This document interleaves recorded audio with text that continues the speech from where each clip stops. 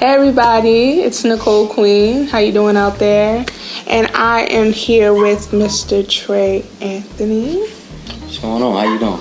I'm doing pretty well. How are you on this lovely Sunday? I'm great. This Father Day is looking real good. The sun's shining, the birds chirping. Shining a little too hot now. Okay. It's all good. So, let's talk about what's been going on with you. Let's talk. Let's talk. Open book segment, why don't you? That's all I can give you.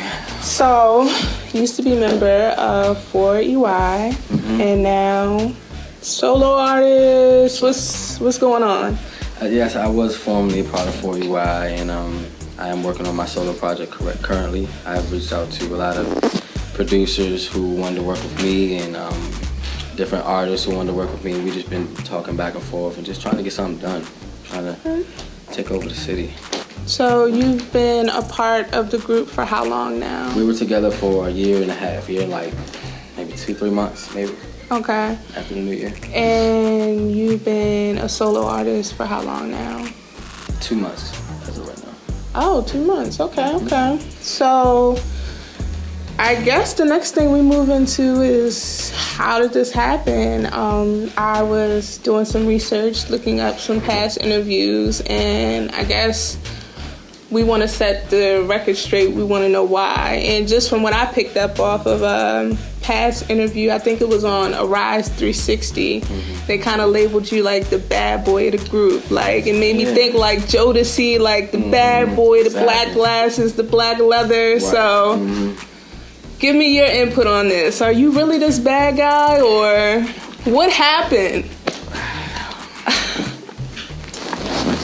Honestly, it was just miscommunication, because I feel like if it was a lot more communicated, a lot more group-oriented things, I feel like a lot of things would have been like pushed to the side or made things that weren't exactly what it really was. So as you say, they say I'm the bad boy.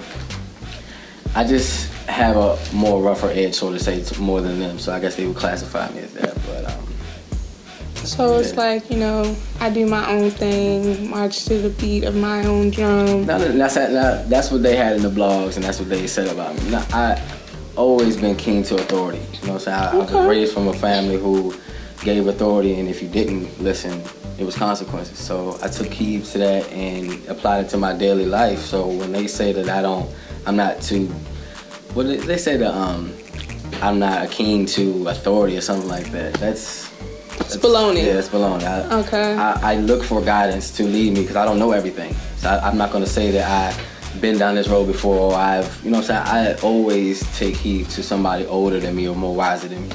Okay. So that was very false. So let me ask you this. You say you've been out of the group for 2 months now, and you've been a part of it for a year and a half. How hard was it for you to walk away? I mean, you guys did the BET experience last year, and Scoot Over just blew up, 150,000 plus on YouTube, and the radio plays, and then for you to just wash your hands, what was that turning point, or what was it to just be like, I can't do it anymore? It really was just the disrespect. I can bite my tongue, I can hold my hands behind my back and not lash out, but once you get disrespectful, and once you feel like you rule the world, or you're this, that, and the other, and can't nobody tell you anything, it doesn't mix. You know what I'm saying? So I tried my hardest. I bit my tongue in a lot of situations. I used to just chalk it up as an L, but it's like a certain amount somebody can take. You know what I'm saying? When you're giving your all to that person, or you're giving your whole life, when you converted your whole everything to them, you know what I'm saying? Quitting your job, stop seeing your family as much, touring the world, not being able to see anybody, and then you get the disrespect. It's just like, how do you expect somebody to work for you? You know what I'm saying? How do you expect somebody to keep doing that for the rest of their life? I wasn't in this group for just 2 years, 1 year. You know what I'm saying? I did the solo artist thing before, it worked, but I see where the group went. The group went to a whole nother plateau. So I tried so hard, and I didn't wipe my hands so easy. It built up, you know what I'm saying? Like I said, I've been in the group for a year and a half. We started out as a group who we didn't honestly think that we would do anything. We just thought, hey, he put us together, he knows the blueprint, it'll work. But we had to dig deep and grind. I'm talking about every morning, vocal lessons, studio, choreography. We put that in.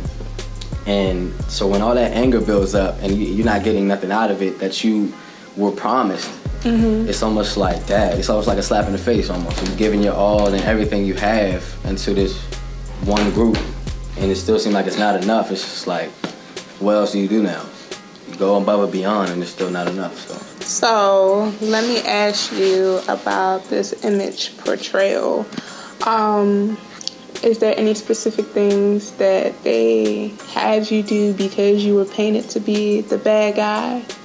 I mean, we all had to do things that we weren't wanting to do. Like, we had to fake our age. We had to hide what we had in our personal life, such as my child, such as my girlfriend I had. Things like that. When you're just trying to be a man, you have to stoop down for the industry eye. And those are things that we had to do.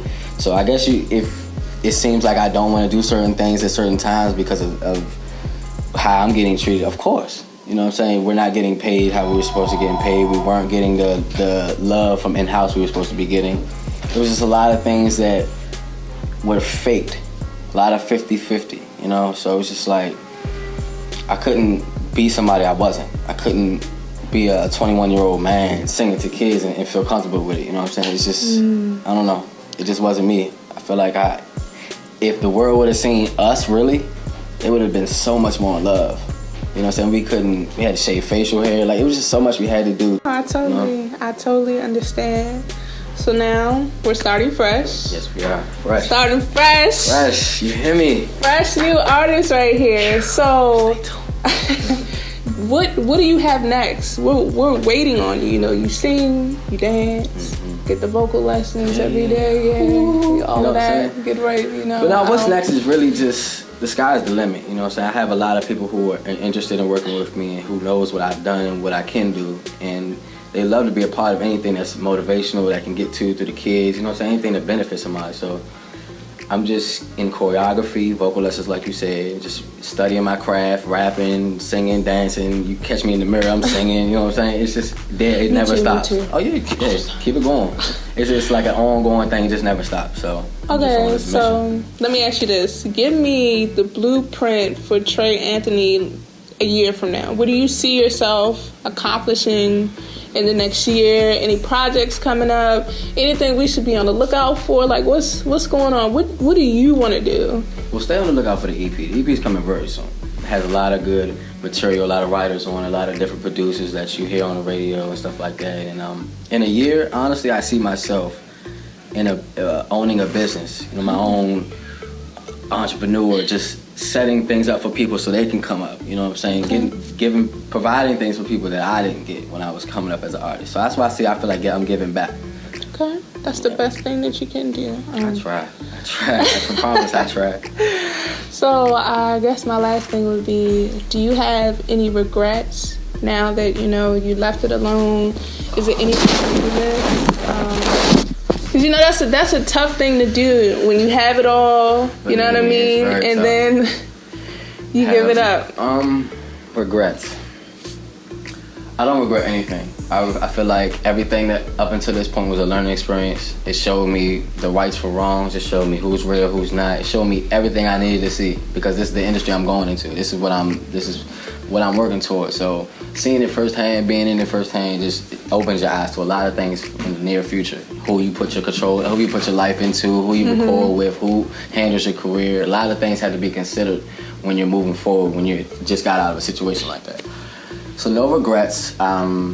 I just really say that I've become somebody that can do anything in the world now. I've gravitated the tough skin, the bite my tongue, so I feel like anything else from here, it won't be able to stop me at all. That's the type of stuff I like to hear. And one last thing, any advice for, you know, the up-and-coming artists who are going into this field, who I don't think it's anybody who just walks into the field and everything is just, you know what I mean? It's just tea and cookies and everything just goes perfectly fine. Do you have any advice for, you know, these artists out here who are hungry for the same thing that you're after?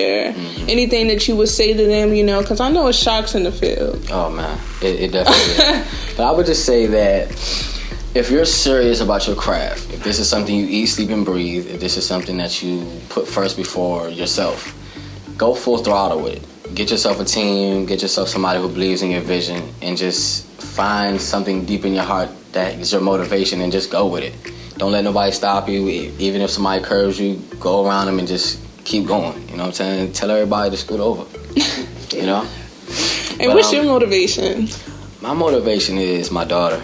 Okay. My motivation is Milan. I get speechless when I get to talking about her. She's just my daughter. My daughter and my family. They give me all the inspiration I need. Fat mom, she's gorgeous. Yes. She's gorgeous over there. Thank you so much. I appreciate it. You're welcome. But that's all we had. I appreciate you taking out, this Sunday to come and talk to myself. Thank you so much. I appreciate it. And, getting your story out there. He's not the bad guy, y'all. Nah, man. I just want to work. He's not the bad guy. I just want to win. He's not the bad guy. No, but I appreciate you. Thank you so much. Thank you. Appreciate you. Thanks.